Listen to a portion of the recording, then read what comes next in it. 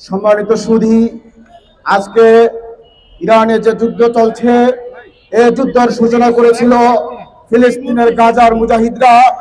আমরা আজকের এই মানববন্ধন থেকে একটি কথা বলতে চাই, ফিলিস্তিনের গাজা থেকে ইসরায়েল আমেরিকা সহ বিশ্ব সাম্রাজ্যবাদের বিরুদ্ধে, ঔপনিবেশিকতার বিরুদ্ধে যে সংগ্রাম শুরু হয়েছিল, সেই সংগ্রাম গণহত্যার মধ্য দিয়ে স্থগিত হয়ে যায়নি।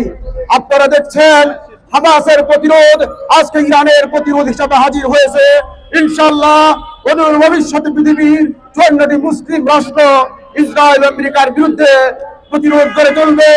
এই প্রতিরোধে রাশিয়া শামিল হবে, চীন শামিল হবে। ইনশাআল্লাহ 20 কোটি মুসলমানের দেশ, বিশ্বের তৃতীয় বৃহৎ মুসলিম রাষ্ট্র বাংলাদেশের জনগণ সেই ফিলিস্তিনকে মুক্ত করার জন্য পবিত্র জিহাদের অংশ হিসাবে ইনশাআল্লাহ ইরানের নেতৃত্ব অংশগ্রহণ করবে। সেই জিহাদে সকলকে গ্রহণ করার জন্য, প্রস্তুতি নেওয়ার জন্য আমি বলবো, একটা আহ্বান জানাতে চাই।